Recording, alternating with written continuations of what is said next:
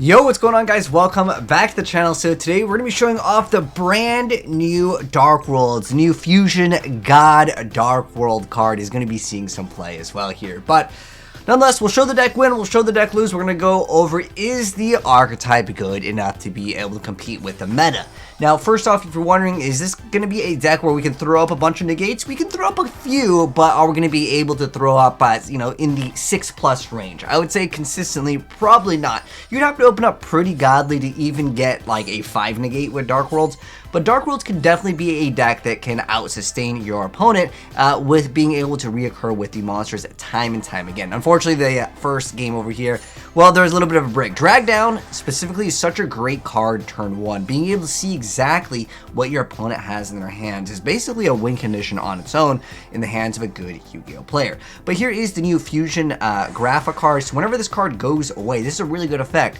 As long as it's in its owner's control, leaves the field because of an opponent's card, you dispose of one of your Graphas, Dragon Lord of the Dark World, that is banished or in your graveyard. So either way, you're getting something after this goes away. This card is actually an interesting kind of a way to negate too. So what it does is when your opponent does basically anything, you make the effect become your opponent discards 1 card. So you can get some of the really good effects. Now, in this instance over here, Silva just isn't going to be able to pop off, because if it's discarded by an opponent's card effect, your opponent returns exactly 2 cards from their hand to the bottom of their deck in any order. So you could potentially knock 2 cards out of their hand.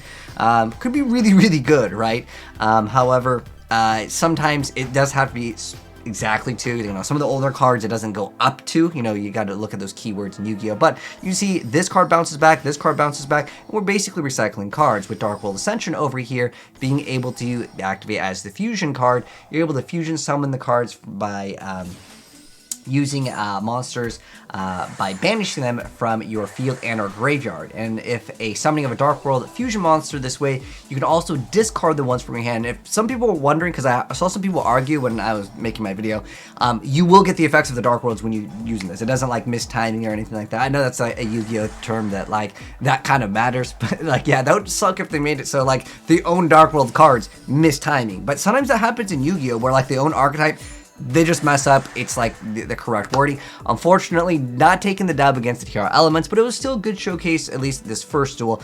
We'll show off a game where they actually pop off turn 1 as well. But I want to mention also, some of these games, I actually have so much footage. We're probably going to have to do I'm going to separate this into 2 different parts. It's going to be the introduction to it, but I also want to mention that a lot of people are actually getting ready to face off against this deck.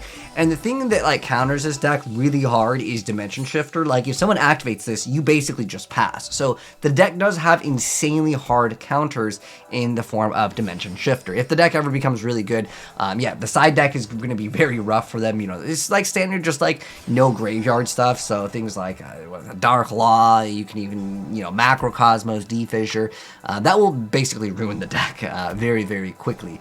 But the deck could probably do very well with Skill Drain. If you wanted to run Skill Drain in this deck as well, you'd probably not really have that bad of a time. But there's a few duels that are going to show off some more interesting cards, and I wanted to give you guys a little bit of a variety. That's why I picked these first set of few duels here, so you guys can kind of watch how certain players are playing the deck. And I'll give you guys 2 different deck profiles. One's going to be from a guy named Player, and then Dreadlash, so credits to them over here. But nonetheless, the most popular build definitely seems to be the Danger variants. I've seen some people go for Bow of the Goddess, which is still a fantastic Yu-Gi-Oh card. But this card, we got to brush up on some of the things here that normally may not see that much play. So Evil Swarm Nightmare is a really good card. So whenever your opponent summons monster or monsters, because that could be a pen summon for all the cards, and you flip everything face down. So you get material, and it flips all of them face down in defense position. So basically, a Book of Moon's your opponent's monster. So that's really good as another negation / disruption. You also have Titanic Galaxy as well, which we'll go over very soon here. But you guys can see, yeah, the Exorcister player. I mean, even though they had 1 free turn, Exorcisters have seen some competitive play. Also, obviously, TR Elements is a pretty high tier deck as well.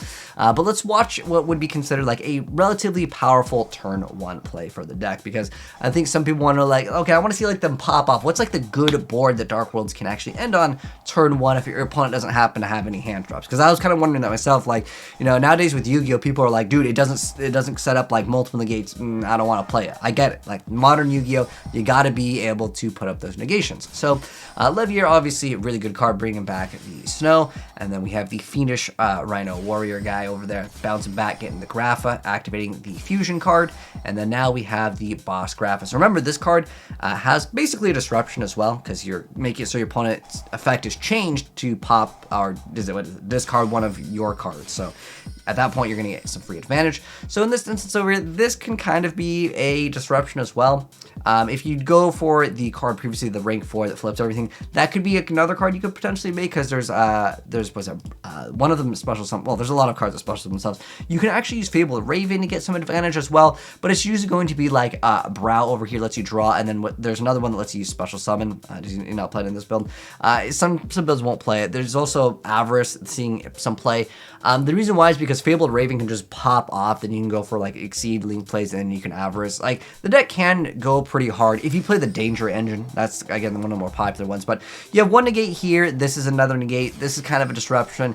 It's really hard to say that the deck can throw up like, you know, 5+ negates. It's really even just barely pushing like 3 to 4, even with a good hand. Unless you get really lucky and you're opening up with card destruction, it's not going to be the most insane plays. Now, honestly, I wanted to cover the Nutrious stuff. This is probably like the only time we're going to be seeing Nutrious here in 2022. The new Nutrious stuff, I wanted to cover it, but it's so weak. But this guy, he tried, man. I will give this guy honor sacrifice. He really tried. Okay, look at these plays. I was like, what the heck is this? I haven't seen Nutrious C play. I know they just got new recent support.